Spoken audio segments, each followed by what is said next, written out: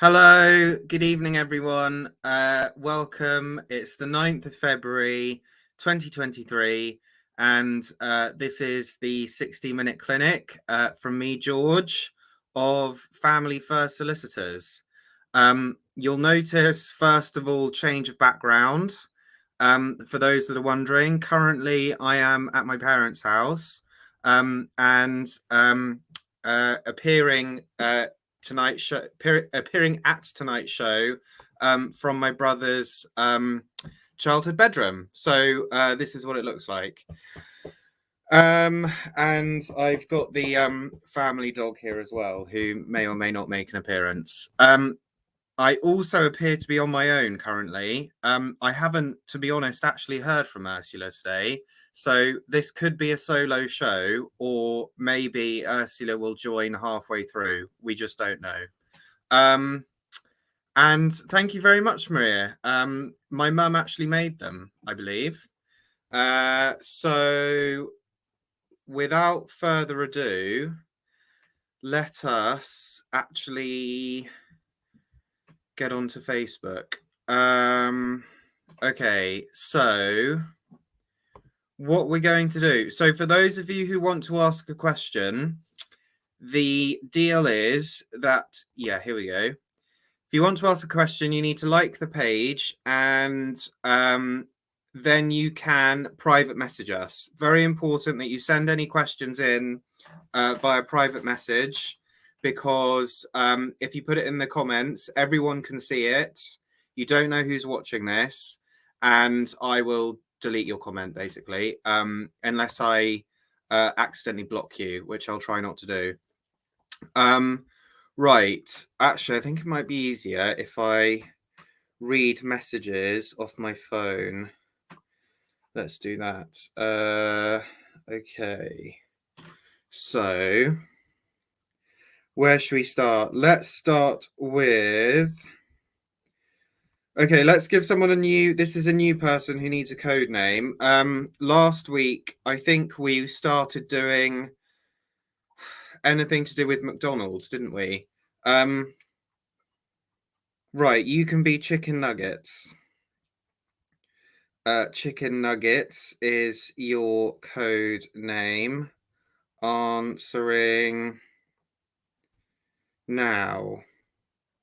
So Chicken Nuggets says, good morning or good evening now. I was given your details and told to contact you. 9 years ago, I moved to Cyprus with my then husband and 3-year-old daughter. 4 years ago, my husband had an affair with my best friend for 6 months before telling me he no longer loved me and left us. Not only did he leave me and my daughter, but he also made us homeless by stopping to pay the rent in the house we lived in. I only worked part-time at the time, so couldn't afford to pay it myself. I won't go into details, but I will say he has become a nasty piece of work and made my life hell. He put our daughter on the no-fly list as he knew I didn't want to live in Cyprus and was desperate to move back to the UK. Now my daughter is nearly 13 and wants to go back to the UK for her education/college. The education system here is horrendous. She is dyslexic and gets no support at all, despite struggling in every lesson and already being told that she probably won't graduate from high school. Her dad knows, but is not allowing her to go back to the UK so she can get a decent education. She has been in tears because of this, and the whole situation is really affecting her well-being. I have been told I could go to court about it, but there is no guarantee the judge will allow her to go back to the UK. The cost of going to court would be around €1,500, which I simply don't have. I am at my wit's end. He is living life to the full over here, living with someone else with 2 children and loving life, whilst myself and my daughter are in bits. I feel so helpless to help my daughter, and it's killing me. All I want is for my daughter to be happy, and she is far from that. He has only ever thought of himself and continues to do so. He's not thinking of what's best for his daughter, but only of what he wants. We both wanted to go back to the UK since he left, but couldn't. So we said that we would make happy memories here and we could go back. But I never ever thought he would stop her going back for her education. I just don't know what to do. Oh, chicken nuggets. It sounds like we're dealing with a proper man baby. Everything that's wrong with men in the world, and that sounds horrible. But I can't give you an easy response because I note that you are both living in Cyprus. So your routes through this, if you're going to obtain permission for your daughter to move back to the UK or to move to the UK with you, obviously no one can control where you live. Oh, hello, Ursula. She's here. I am here. Sorry. That's okay. Yeah, we're okay. Good. We're a full cast today. So I was just answering chicken nuggets, and I was about to say, because you're in Cyprus, the courts here in England aren't the place for you. You need to pursue your remedy, i.e., your permission to take your daughter to the UK in Cyprus, I'm afraid. What I would say, though, is I think, in a way, once you know that, you're kind of, that's actually, in a way, a positive thing. You've described how awful your ex is, and badgering him or asking him or trying to persuade him to agree is just not where you need to be putting your energies ever. It's just not going to work. Bite the bullet, and I know it's not going to be cheap, but if you're going to do this, you need to get an application into the Cypriot court. And I was going to say, I agree. Yeah, and I was going to say, because I know the reason why you want to come back to the UK is so your daughter can get an education, and I think that's really probably quite an urgent thing that you need to do, because the longer you leave it, the more sort of compacted her problems are going to be if she's not being given the assistance she needs. But I should imagine when she is 16, no, she will then be at an age where she can decide, although I don't know whether that is the case in Cypriot law. But yes, I think if you're going to get her off the no-fly list and permission for her to move back here, then you need to go and see a Cypriot lawyer, and don't even involve him anymore. He's obviously never going to give permission or give in. I think you need the courts over there. Agreed. Well, yes, sadly, I suspect the Cypriot courts will have the same deal on jurisdiction that we do, which is that we don't interfere with children who are in another country and probably, from the sound of it, habitually resident in that other country. That's fairly everybody, all the legal systems tend to do that. George, I'm sorry, I was making pasta and then eating pasta. And I've only just taken off my coat. That's how kind with my life I am. Oh. So, yeah. What should we do next? Shall we do? Oh, I saw we've had Jack and Jill Russell return. Quick question. What are we doing for code names? Well, I thought we'd carry on the McDonald's theme. Oh, yeah. Okay. Have we done chips yet? No, we haven't. All right. I'm going to give somebody chips as a code name. But let's do Jack and Jill for now. Okay. So answering now. So Jack and Jill says, Pat the Patriarch's latest stunt is that although the consent order, which his side drafted, said that child maintenance would be payable from the date of the order, the 5th of Jan, he hasn't paid anything yet. And when we chased for it, his solicitors said he only intends to start paying it from tomorrow, the date of completion, as by then he will no longer be the primary carer for the children. It looks as if Jill will have to avail herself of the liberty to apply to get him to pay what it says in the order. How do we do this? Oh, my good Lord. No, it's not liberty to apply. Sure. Well, is it liberty to apply or is it enforcement? I mean, okay, this is hideous because I don't want to give you this answer. What I want to say is, here's how you do it. I guarantee you'll win. It will cost you £2,000 and you'll get back £5,000. Sadly, the legal system here has this extremely annoying facet of its being called proportionality. Could you put in your PMs the value if you took him back to court and he paid the minute the completion happens, the value of the scrap you're proposing to have? What would it be worth in British pounds to Jill Russell? About £400. Okay, £400 is not nothing. If you lose and he uses solicitors, he will get his costs. If you use solicitors, even if you win, your costs are likely to be winnowed. So, I mean, you'd both do it in person, I suspect, but I'm not sure. I mean, you just might be bang, you might have him bang to rights, but the kind of outrage factor, you'll never get paid for that. If you still get the £400, but you don't actually lose £400, it's just the timing, then I'd just roll your eyes till your eyeballs hurt, which I'm sure your eyeballs already do hurt. You must have eyeball strain from all the eye rolling.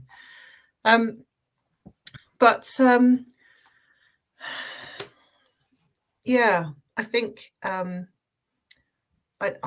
just query worth it. If you were going to do it, if you're going to go on Liberty to Apply, which is about implementation and timing of the order, then that would suggest there's ambiguity in the way it's been written, at which point you do need to go under Liberty to Apply.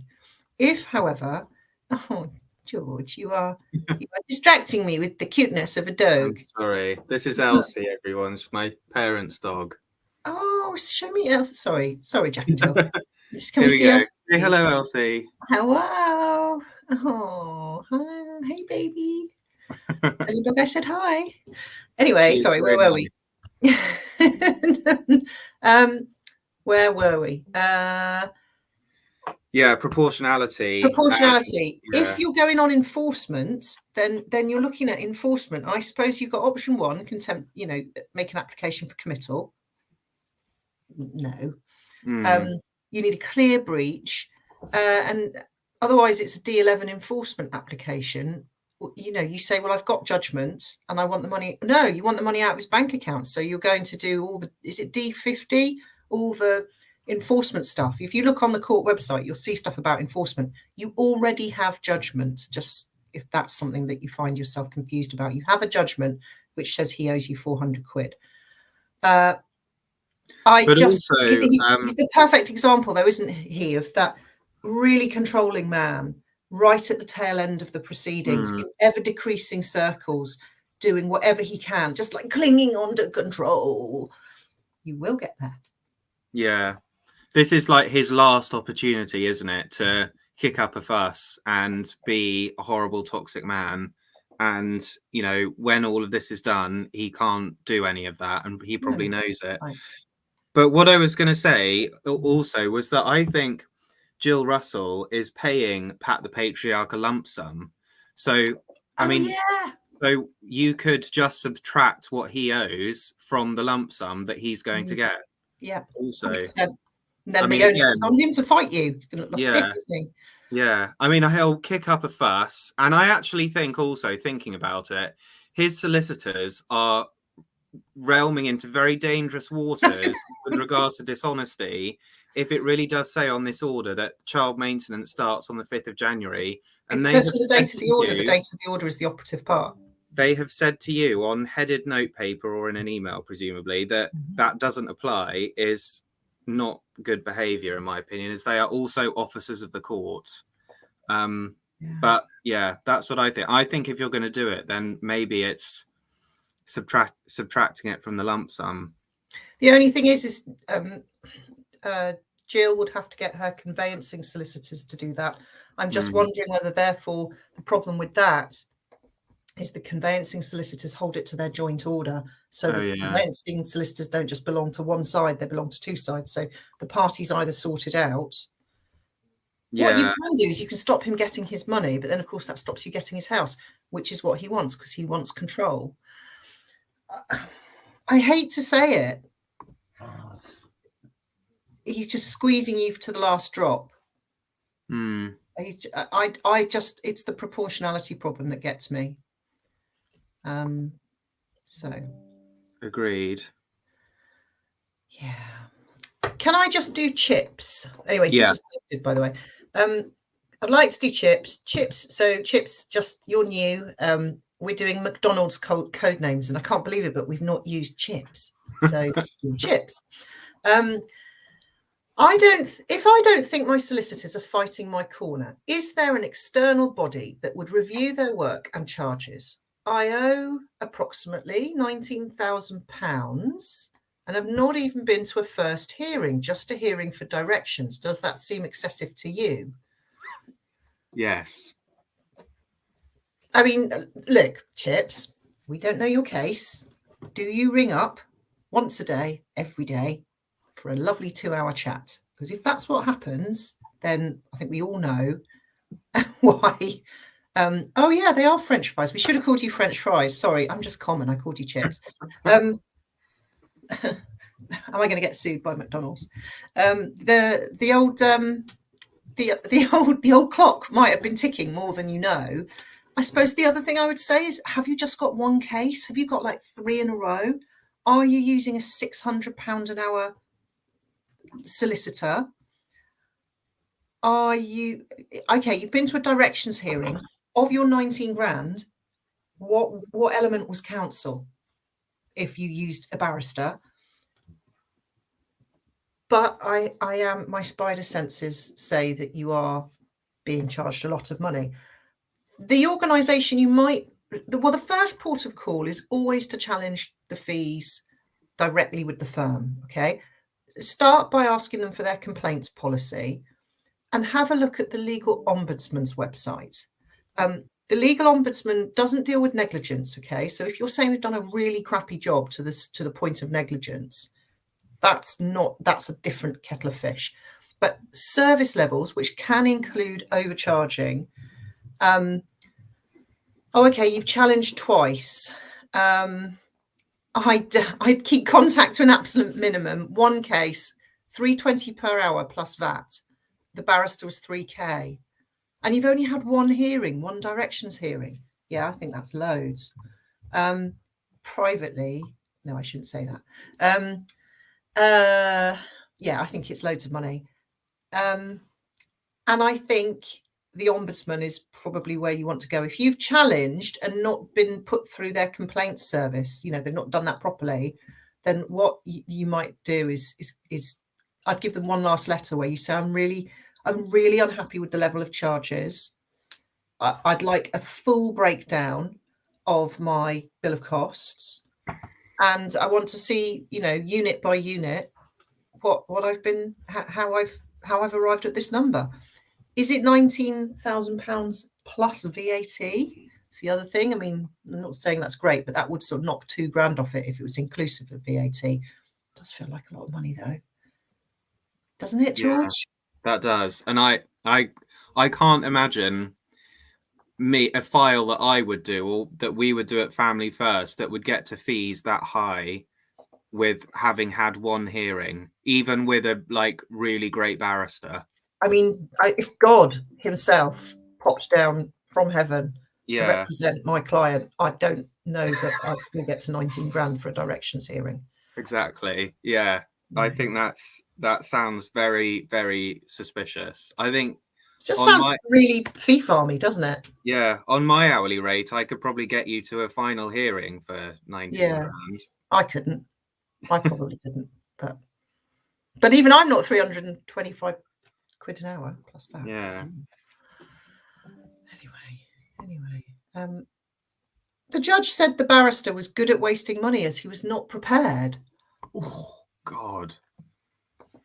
Ouch. And the bills are gobbledygook. Yeah, challenge the solicitor's bills. You have a right to have the bill assessed under some legislation. I'd go to the Ombudsman, see if that helps. Wow. Gosh. Let me just ask you a question.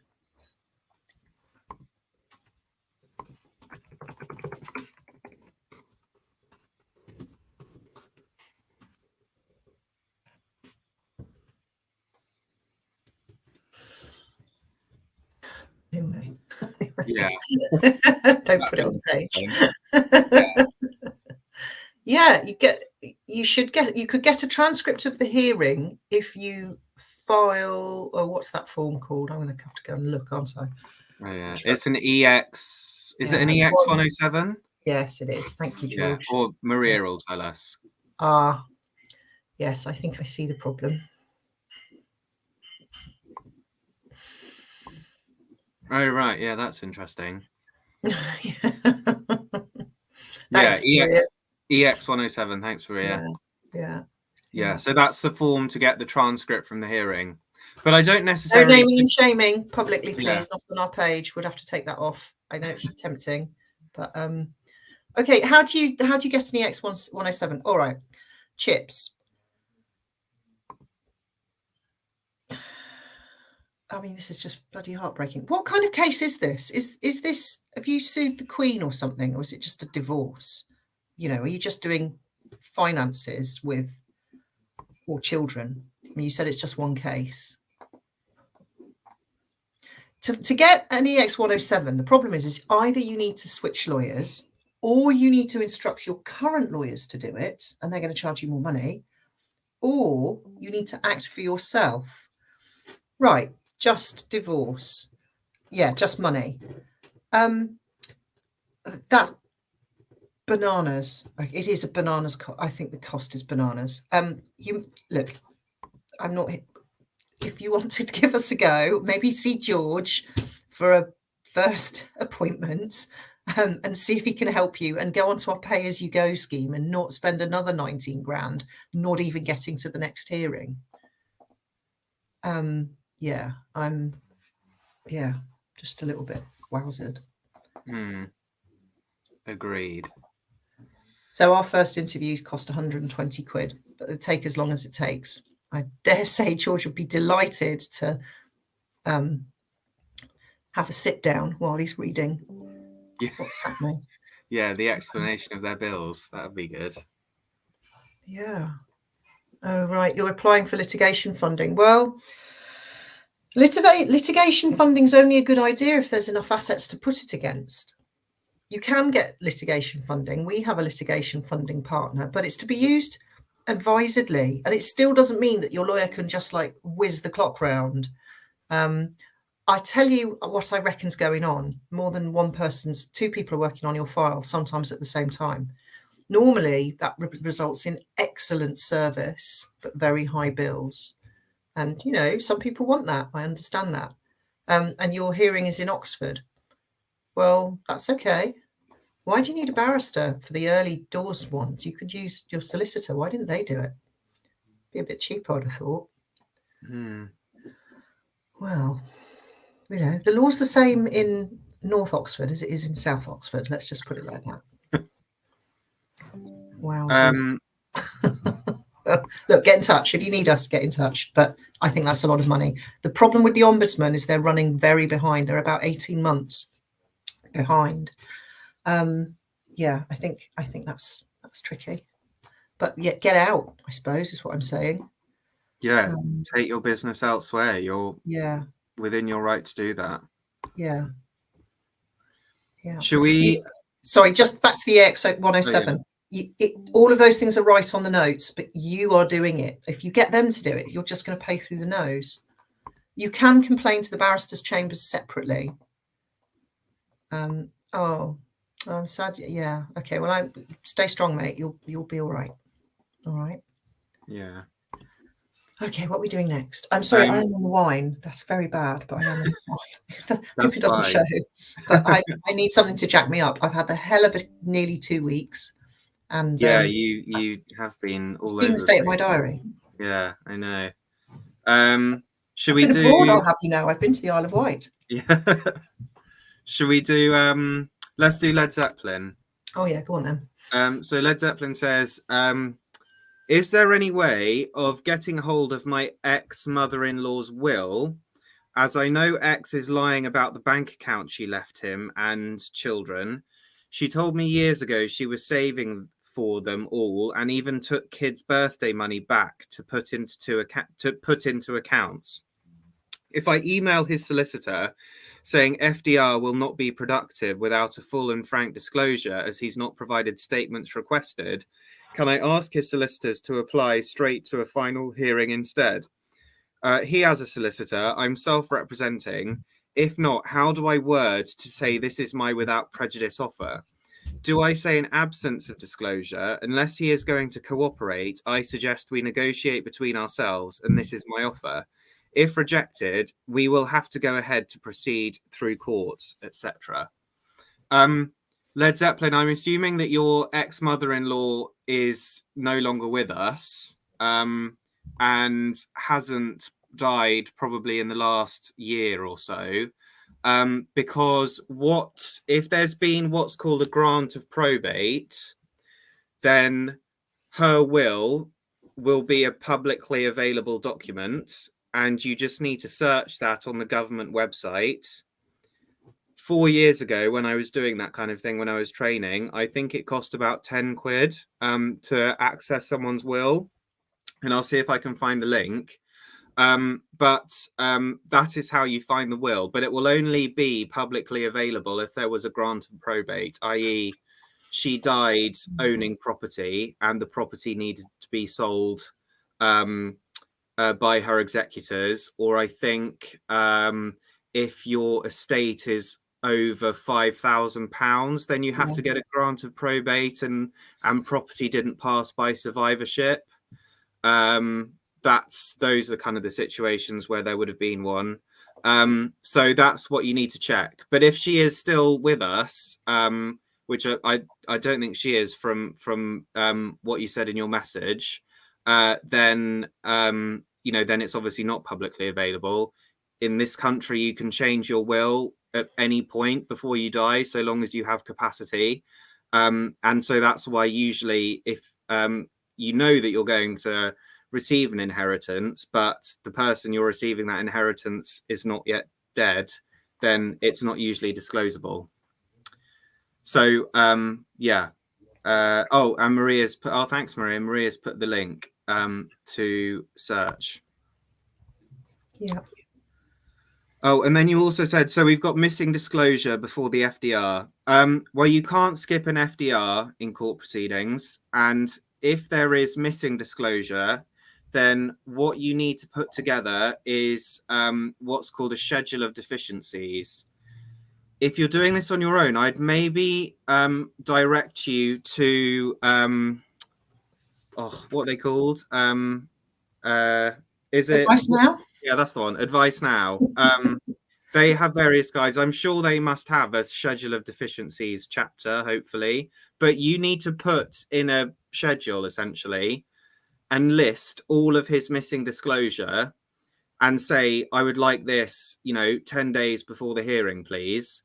And along with it, some sort of letter. Well, I suppose if you were represented, then you would be threatening costs at this point and saying, if it means that this FDR is not effective because you haven't disclosed your assets properly, then we'll be seeking our costs. And unfortunately, you won't be able to do that if you're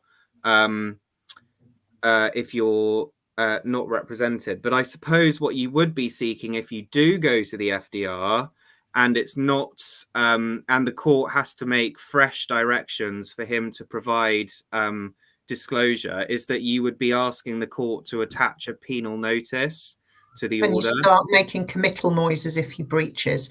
The thing about the disclosure and getting that kind of force behind it, it is, as George says, it's going back to the schedule of deficiencies. That sounds incredibly poncy. It's a poncy way of saying a list of stuff you are ignoring or not providing, cross-referenced to the stuff you were already told to provide. So the way it might look is this. This is just, I mean, I'm not saying this is a great way, but this is a way. 3 columns, okay? In each column, column 1, for me question. Column 2, questionnaire answer. Column 3, deficiency to the answer. And what you have is let's just say that the deficiency, the thing you're being really bugged about, is that he is missing his statement from May, May of 2022. He just simply hasn't put it in on bank account, which ends in 0001. That's the account number's 8 digits long, but it ends in 0001. Okay. For me question column, we'll say box 2. Can't remember what it is. I think it's 2.1, might be 2.3, never remember. Box 2.3, list all bank accounts with attached statements. Questionnaire. Question 1 of my questionnaire, you've omitted May 2022. Please provide your answer to follow. Deficiency. We are now at FDR. You have not provided this statement. I require it. So do you see, you're helping the person to follow what it is you're whinging about. To be honest, you don't need to worry about him. He's doing it deliberately. The person, and the only person you're trying to explain this to, is a judge. All right? So just do the thinky bit for the judge, the busy judge, in a nice handy document. Answers say all attached, but nothing attached. That's the deficiency. Just say, X was required by for me. Column 2, you respond by saying attached. Column 3, nothing's attached. Send them. Check your junk mail. Sounds a bit stupid, but yeah. And also question whether it matters. But sometimes deficiencies are less important than the bigger picture. But yeah. I don't know that you can make offers if you feel you don't know the full picture. So I think that's one of your problems. Your FDR, you say, I don't understand the full picture because he won't answer the reasonable questions ranged about, aimed at showing me the landscape.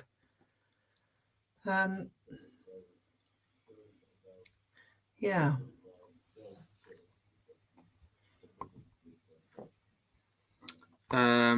Right. Should we do another question? Yeah.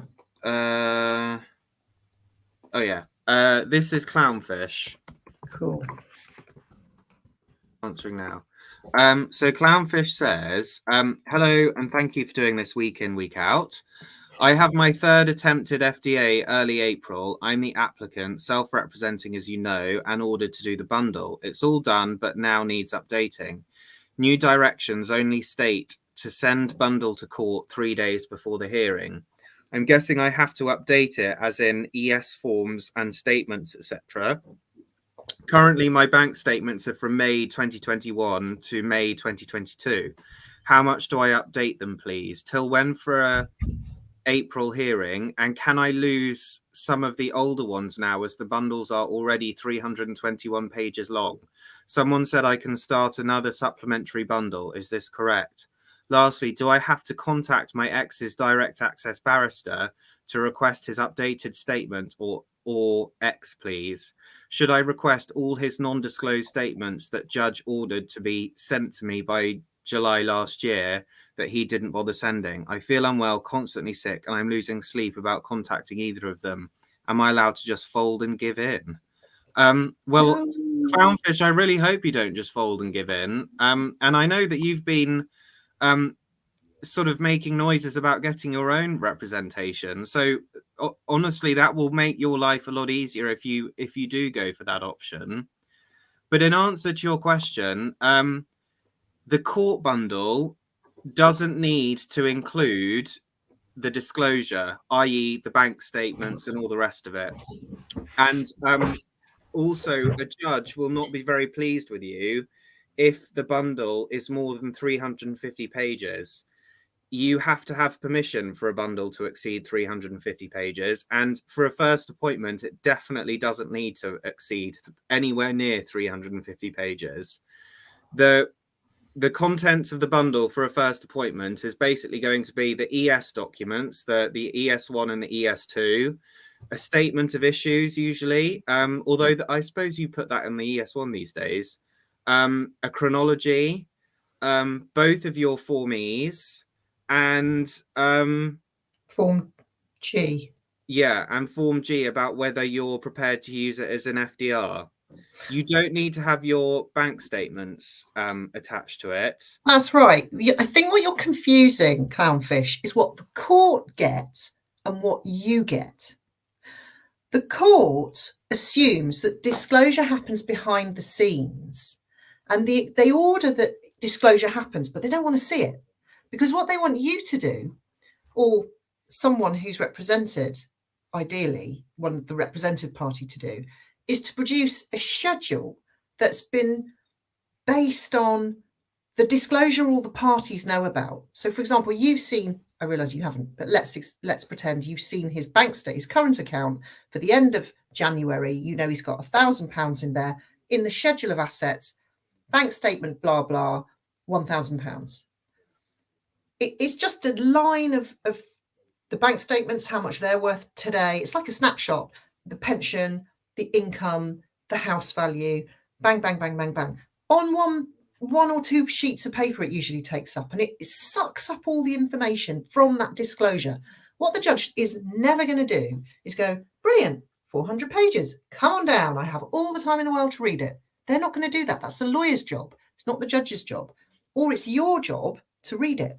But you have a problem, don't you? Because he's simply not giving them to you.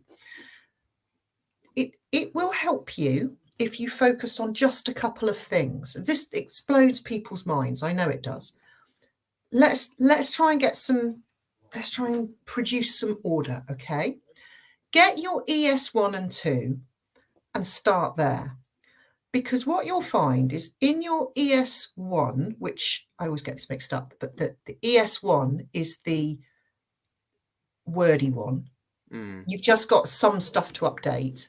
And what one of the main issues in your case is total non-disclosure of this and this, which was ordered by paragraph XYZ of the order made last whenever. Okay, so you're helping the judge to go, you said give me this, he's not giving it to me, here's when you said it. Don't start the night before, start now. Cup of tea by cup of tea, attack this. For me, for example, I generally put as approximately 15 cups of tea. Measure everything in cups of tea. Well, in my world anyway. Whatever, maybe not in wine, put it like that. But if you measure things in cups of tea, I would say an ES1, I would give it in your case, a 3 cup of tea rating.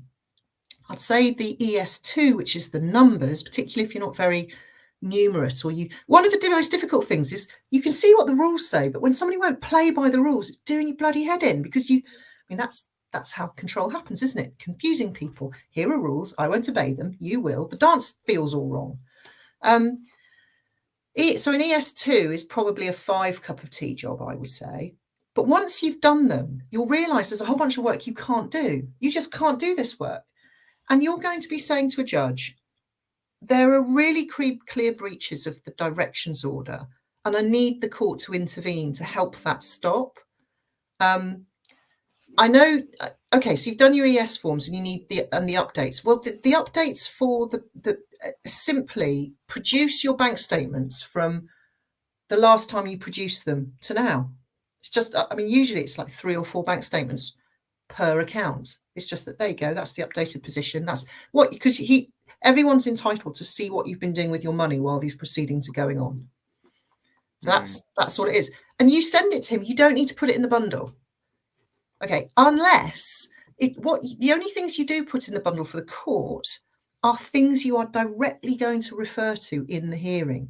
But your next hearing is a 30 millionth first appointment, right? That's, yeah, the 3rd attempted first appointment.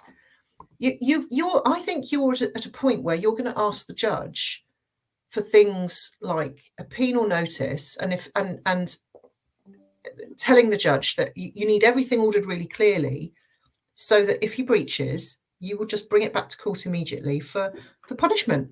I mean, to be honest, you just apply to commit. Like, people start hearing the bloody jail door keys, that concentrates the bloody mind. Yeah, absolutely. Yeah. Sometimes it's that people forget that courts do have powers. I mean, courts are tired and filled with not enough time and too many people asking them to do all the heavy lifting for them. Judges are fully loaded with nitwits without lawyers. Sorry, that sounds like you're a nitwit. You're not a nitwit. What it is lay people make the judge do the work, but the work is, there's a reason lawyers charge money. It's hard work, and the judge can't do it. And you get grumpy judges. And if a judge is grumpily telling you, I can't do this because it's not my job, they don't come across as a job's worth. They come across, because of their authority, as bullying and putting you down. And if you're already in a dynamic with usually the husband, of power and control, and there's two men, one of them sneering at you because that's what he always does, and the other one just grumpy, but all you're hearing is, I agree that this fine man, this fine upstanding husband, has got a fool for a wife and can get in the bin. It just ruins your life, doesn't it? So I understand that. But come on, courage. Okay. Let's start listing what's not been done. Let's ask the judge to enforce his orders, help you say, I will enforce if you give me the means to do it. Okay. And Maria's done something very helpful around stuff that is preliminary documents. Okay. Oh, and who do you communicate with? You ask him, the other, your ex, directly. It's not for his barrister to do. His barrister's got nothing to do with it. He just rocks up to the hearing and deals with the shit show. Yeah. And right. I'm not surprised you feel unwell, but you'll get, if you can get yourself so that you can either see him going to the clink or an FDR, then you're going forward, aren't you? Yeah. Deep breaths. Oh, his barrister always communicates with me, not the ex. I think you should ask the barrister whether he's going on the record. Is he litigating? Because the barrister shouldn't be doing that. The barrister's there for the hearings, and if it's not the hearing, what's he still doing? That's interesting. Look, I think your problems are manifold. If you could find some money for George or Bruna, yeah, the court says not on the record. Some barristers can do litigation, but it's very unusual, and I've never met a good one that does, because good ones are busy. Yeah, that's what solicitors are for. And actually, yeah, I mean, it's, yeah. Well, you're more than welcome, Clownfish, to get in touch with me. Even if you had a couple of pay as you go appointments, I think it would be really worth it. And you just being anxious about this is not going to help you. No. And I think you are sensible enough that pay as you go could really work for you. Don't say that about everyone, just like to say. But I think it's money well spent at the end of the day. And ultimately, spending even 10 grand can mean you actually get more than 10 grand out of it at the end of it. Yeah. Yeah. Can I do Skoda? Yes. Okay. Hi, Ursula George. Hope you're well. If you remember, on my child case, the judge said no contact in his final order. I do remember Skoda. But my ex-lawyers still made another application, and the judge has now set a directions hearing on the 17th of Feb. I'm still confused why we need this hearing. The judge has asked for both of us to give position statement for not more than 6 pages. What should I put in this position statement, as I gave all the police, medical and local authority reports in relation to the abuse on me and the kids suffered? Can you please suggest if I ask the judge to do a Section 7 report? Also, if the judge decides to change his final order to give contact in contact centre, then ask for my son, who is 12, have a voice, wishes and feelings to be heard? Or shall I just think this hearing judge is having this hearing to tell his lawyer and my ex off as they're challenging his final order? On what you've told me, Skoda, I am astonished that a judge is entertaining this at all. I don't understand, right? Is it an appeal? It does not, it's just nuts, right? So that's my preliminary view. But you've been ordered by the court to do something, so you might as well put your 2 pennyworth in. And your position is this on what you've told us. On the rah of whatever date it was, a final order was made. That order has been sealed. At the hearing, at the final hearing, the opportunity to appeal is available to anybody who does not like the judge's order. No application orally was made to appeal. It is my understanding that an appeal, if no appeal has been requested at the final hearing to the trial judge, the appeal request must go in writing to the next level of judge up, to a circuit judge. Any such application is required to be made within 21 days of the final hearing. New paragraph. I have not been sent an appeal notice, and consequently, the standing of a hearing questioning a judge's final hearing order is in question. I've said the word question too much, but I'm sure you can polish it off.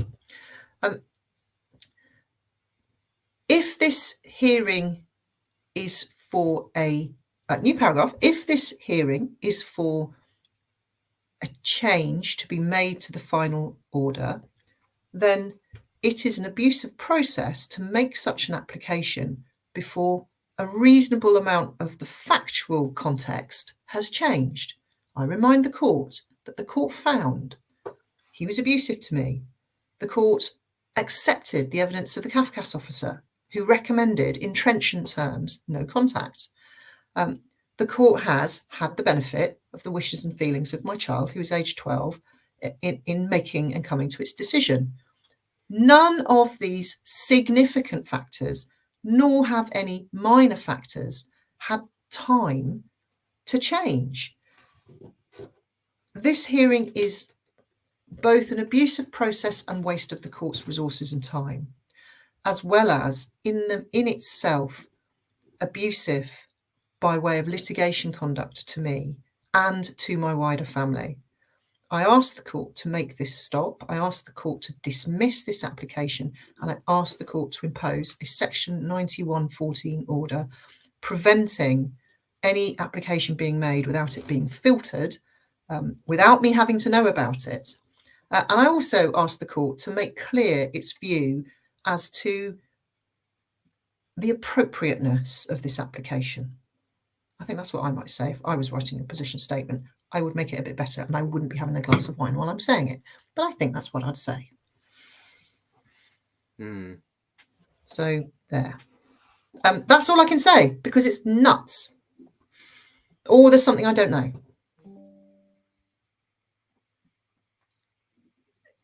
Yeah, okay. That's what the judge emailed to his lawyers, but his lawyers said they don't disagree with judge's decisions. The judge wants to reconsider. I don't understand. I just don't understand. I don't understand. It might be that the only thing I can think of is that they don't agree with his order and they're asking him to expand on his reasons. I couldn't tell you without actually seeing what they've said. Emails between the judge and them. If you're going to be appealed, the advocates have to ask you to clarify anything that they don't understand. Most judges are just like, I said what I said. No, you can't appeal me. Go and ask a grown-up if you want to appeal me. I still think I'm right. No judge gives an order or a judgment and goes, and what I've just said to you all is probably wrong. fill your boots and appeal me. That's not how it works. Oh, Isan, you're very welcome. You can always rewind and nick some of the good bits if I said anything good. So, yeah. The applicant is not appealing your decision. The very same court has asked him to make submissions for reconsideration. The client is complying with the order of the 2nd of January, which states what he wishes to do, inform the court what he wishes to do, and then reconsider the matter and decide whether the matter should be listed before DDJ for consideration of the application further. Well, that's a bit weird. I think, especially if there's... I don't understand that, literally. Can't understand it. Why wouldn't you just say get in the bin? That's really weird. It's really strange.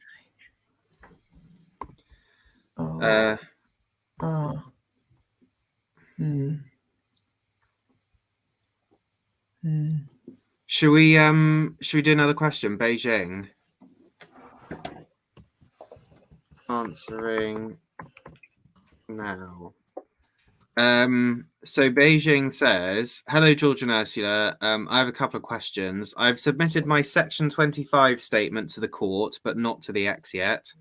He has just sent me his Section 25 and it's full of lies. I'm sure you've seen it all before. A couple of examples are, he is arguing that I took care of the children until they went to school, which is untrue, as I took care of them entirely until September 2021, when I went back to work, including educating them at home full time for over a year in 2020 and 2021, so 11 years in total. He also says I'm healthy, although he suspects I will say otherwise, even though he has not seen evidence of this. I've had fibromyalgia for 20 years. He knew it when we met, and I was finally properly diagnosed 6 years ago. I have a letter from the hospital diagnosing me. I've had back problems for 20 years and I've seen lots of specialists. My ex is well aware, has picked up my pain medication for me when I couldn't move, etc. Anyway, my question is, since I've submitted my Section 25 to the court already, final hearing on the 2nd of March, can I send to the court and the ex the letter proving my condition, along with bank statements proving I paid for my son's school trip? He argues he has paid for it prior to the hearing, or do I bring these with me at the hearing to show the judge? I'm not arguing that my health is an issue and stops me working. It means I'm off sick every now and then, but that's it. I do want the judge to know he is lying, though. He is also arguing that I won't be paying for kids' clothes or anything to do with the children once we have moved out of the family home. Children will be 50-50 between us because I won't have any money. So he will need £4,000 a month to live on. He earns 75k net. I earn 20k net. Can he make allegations like that? How do I disprove this at the hearing? I'm litigant in person, by the way. Thanks. By the way, he is offering me 55% of equity and nothing else, clean break. I am trying to get 65% as I can't buy anything with less and earn £1,700 a month rent for a 3-bed. Here is £1,800. I have 2 kids.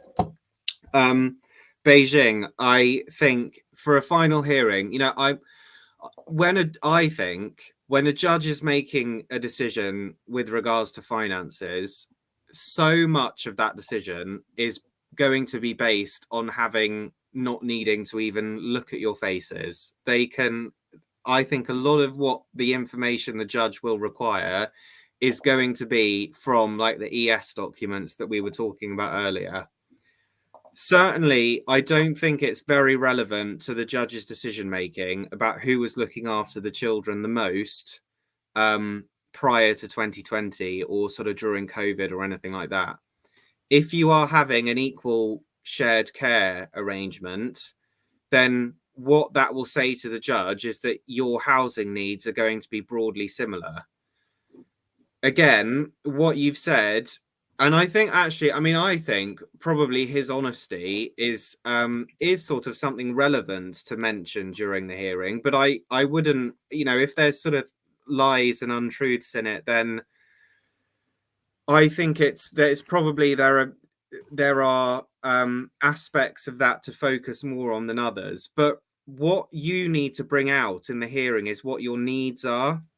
And if he is saying that he earns, what, 3 times more than you, more than 3 times more, and that he requires £4,000 a month from you, there is an avenue there in cross-examination, isn't there, where you would be saying, or actually, I hope a someone on your behalf. I guess you're I don't know how cross-examination is going to work, because you should be recognized as a vulnerable party. So I hope that you're not going to be cross-examining him directly, and I should imagine that your case would have been issued prior to July if you're gearing up for a final hearing. But there is an avenue there, isn't there, to say, look, here's your Form E. You admit, don't you, that you earn £75,000. You can see that I earn £20,000. Do you acknowledge that that is 3 times more than I do? And you are saying that you that you should receive £4,000 from me. Well, I mean, every month. Did I read that right? I mean, that would mean you've got minus money. So that's so totally unrealistic that's he will need £4,000 to. I don't know if I'm misunderstanding what you've said. Presumably he's not saying that you should be paying him £4,000. Maybe he is, but that will obviously give you minus money at the end of the month, which means you can't do anything.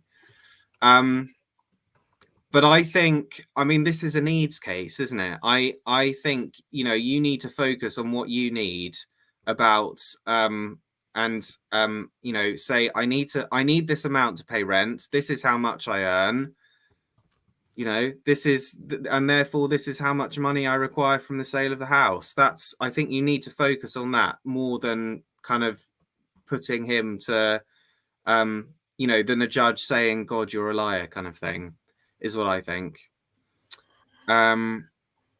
He is saying he needs £4,000 of his salary, which is most of his monthly earnings. Well, I doubt that there is much scope for him paying you spousal maintenance anyway.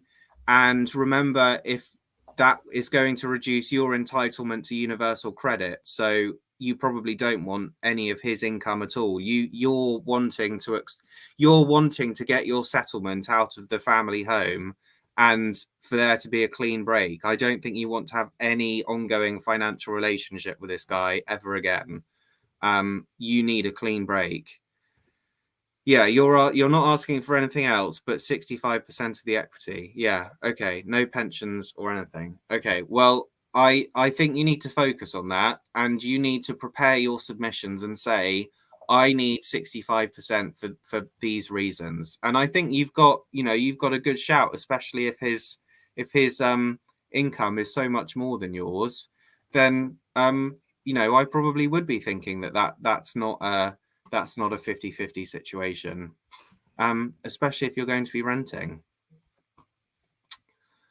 I do Royale with cheese. I realise I've gone a little bit off piece there, and the reference is, of course, Pulp Fiction, but it's what cheeseburger is called in France. Royale with cheese. So Royale with cheese says, "Hi, I'm really sorry for the long message. What would you advise if there is a non-molestation order against my ex-partner?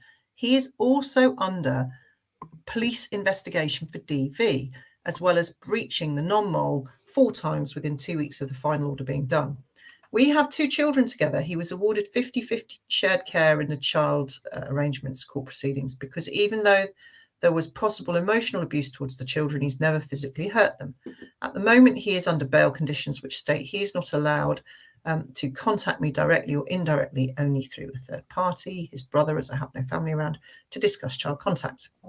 At the hearing for the child arrangements order, I was pressured into agreeing to start using a parenting app with him to communicate by Kafkas.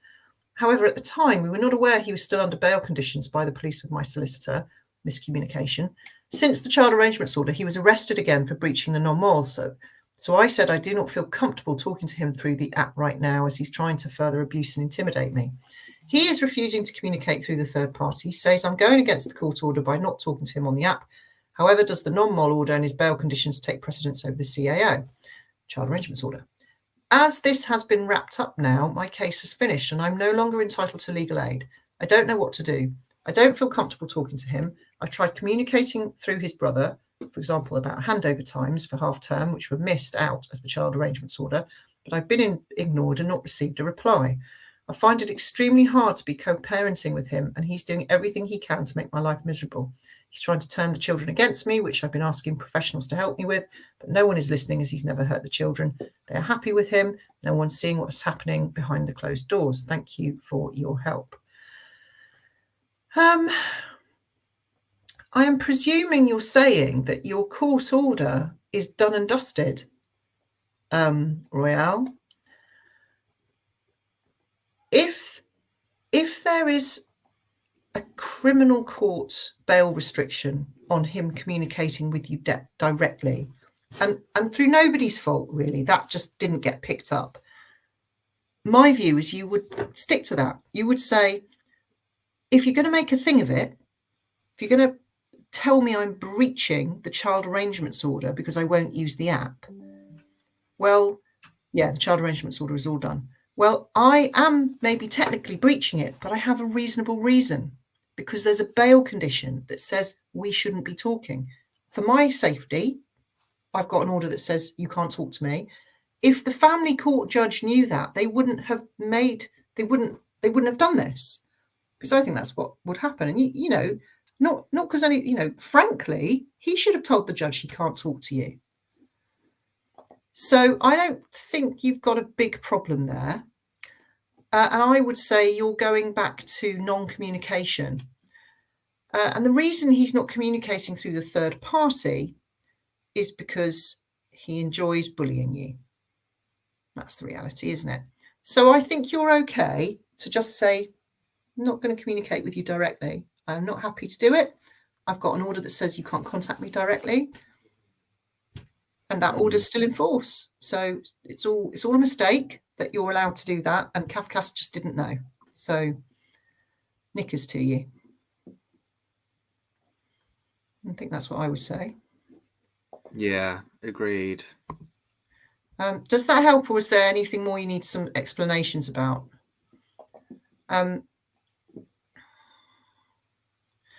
Okay, so just going back to, what did we call her?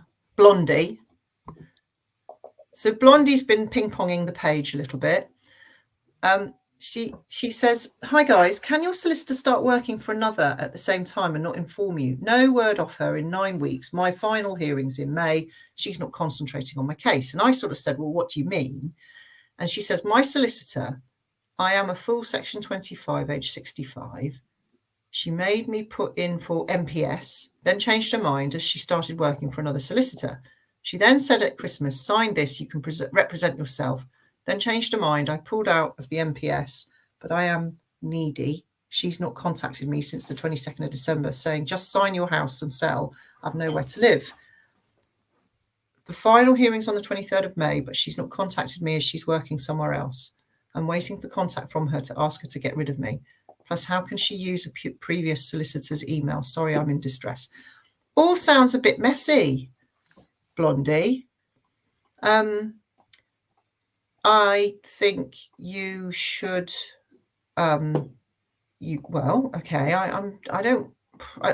think you should do this. I'm telling you how you could do it. I think you're very vulnerable, and I'm a bit worried about you. Let's just put it like that. You could, to sack her, you just send her a notice of. In fact, you do a notice of acting in person, and you say to the court, don't write to the solicitor, write to me directly. I want to run my own case. Or you get yourself another solicitor and say to them, I want to use you. Can you get me sacked from that other one? And can I have some sensible advice, please? And you're saying you're scared. Yeah. It's also pretty weird that she's using her last firm's email. That is a bit weird. But there might just be a bit of overlap. It's a bit weird, though. I've been awarded legal aid. So your problem is you need a solicitor who can deal with you. You need to transfer your certificate. If you're going to use a different solicitor and you want to transfer your certificate to a different solicitor, you need to get on with it now. It will take time. Go and make an appointment with another legal aid solicitor. I can recommend Truman's in Oxford. I don't think they need you to be nearby. They can work for you. I think in Oxford, where we are based, I think Truman's are excellent. They do legal aid. I think Lawrence Wilson at Wilson Solicitors in very near Oxford. If you just type in Wilson Solicitors Oxford, Wantage they are in. I think they're very good. Most people can do things online.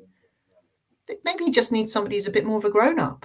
I don't know. I mean, Lynn, you said you're needy, and I'm sure that's true. You know, when I was doing legal aid, it was a kind of, I mean, it's human behaviour, isn't it? If you're not on the clock and you don't have to give your solicitor £1,000 every 5 minutes, you ring them up. You want to know what's going on. And that can also be that poverty creates needy people, because when you're poor, you need more help. That's nothing shameful about that. That just is what it is. Yeah, Maria's pointing out, what about BH&O, Boardman, Hawkins, Osborne? They do legal aid. They might be able to help you, but you need to get on with it now, okay? Because then you can transfer your certificate. That does take time, and legal aid solicitors are super busy because they're legal aid and there's not many of them. And that's what I think you might be able to do. You go to the food bank, and you only get 700. Oh, hang on, what am I doing with my bloody Facebook? I've broken it. Oh, sorry. Mickey, shush. And he gets £4,000 a month, and you get 740 a month, and you pay half of your mortgage plus non-disclosed girlfriend. Yeah, you need a lawyer to kick him in the arse, don't you? Because you don't need to do it. All right. You need a lawyer to kick him in the butt, and that legal aid certificate is very valuable to you. So, yeah, fire your lawyer. Go and get a new one. BH&O, Wilson's, Truman's. At least make an appointment with them, okay? Just a first appointment, and go. Just figure out if you can work with them. Saying, I need somebody who's going to be strong and who's going to manage me. You can say, I promise I won't. You know, can we arrange maybe to have an appointment every week where you update me, and I'm happy to be updated that you were too busy and nothing happened. It will make me feel better. Oh yeah, Clifton Ingram do legal aid. Have they? Do they still do legal aid? Do they? It's tricky with divorce legal aid. A lot of places do care still, but getting divorce, don't know if they do. But that's not for me to say. Try them. Yeah. If anybody wants to put links to any and all of those solicitors, their websites, that'd be excellent. Have we missed anybody, George? Yeah, we've got one from ABBA, who I think needs an answer. Cool. Answering now. Okay, you sit down, doggy. There we go. Okay. Hi, George. I had a question regarding child arrangements. I had an FDR in December, and unfortunately, X has not agreed to any offer. Judge at FDR was very harsh with him, and case is set for trial. There's been a lot of dissipation of assets / pensions, frauds, non-disclosure, etc. for 2.5 years that I've been separated. As a result, my legal bills have skyrocketed, and I'm facing a lot of financial hardship. My child goes to boarding school, fees still not paid by X, loss of post-separation financial control going on. I had a child arrangements hearing, and judge wanted me to give a list of schools I would like the child to attend instead of boarding schools. I do not have any family in the UK. I've lost my job recently, don't have very good job prospects due to recession in my industry, have been through cancer, and I'm really struggling financially and otherwise. I do not want to live here on benefits. My child has ADHD and needs a secure, loving environment rather than being sent away to a posh boarding school till age 18. Since August 2022, due to X's behaviour with child, the child refuses to see him, and Kafkas will be involved as well.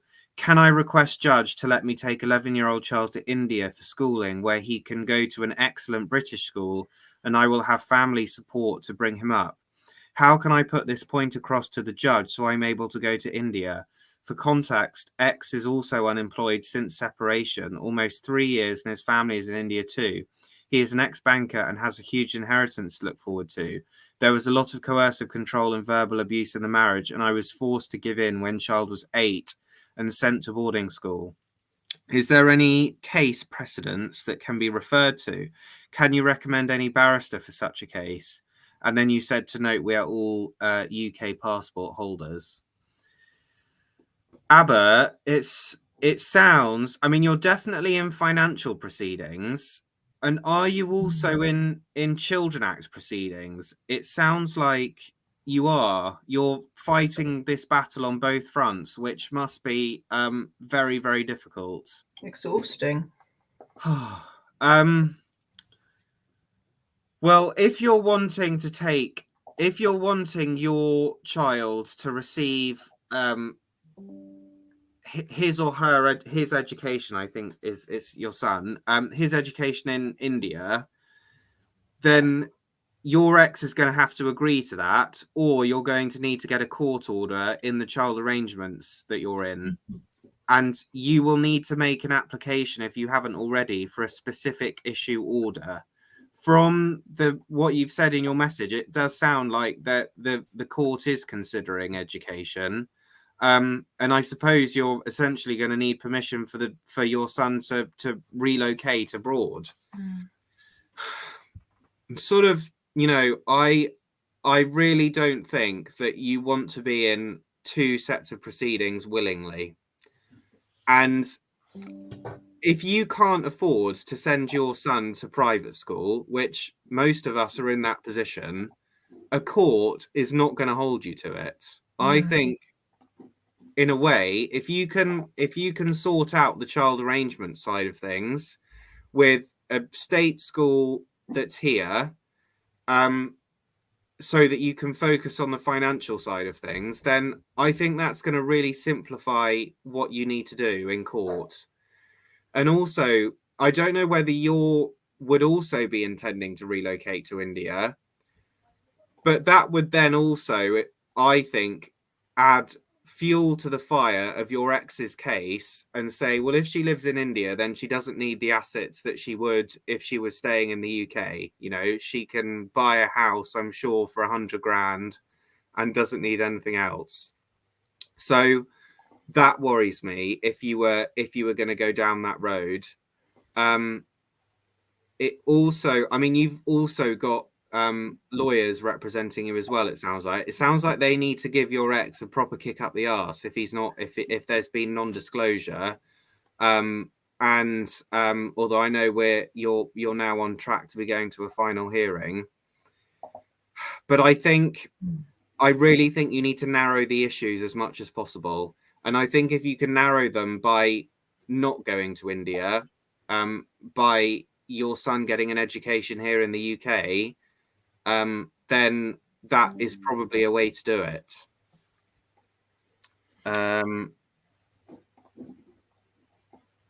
Yeah.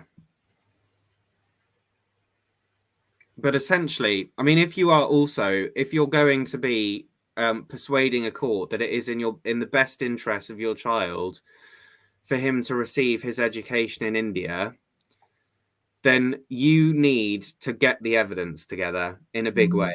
You need to have a statement that properly shows in why the school in India is going to be better, how they are going to manage the ADHD.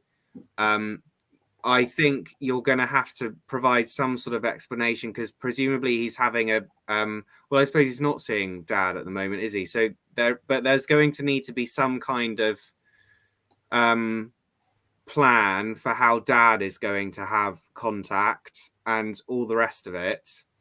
It would be a big ask, not impossible, and those applications can be made, but they're costly, and it's not, and you would need more than just a good barrister to do it. You would also need a good solicitor that's able to sort of marshal your evidence and all the rest of it.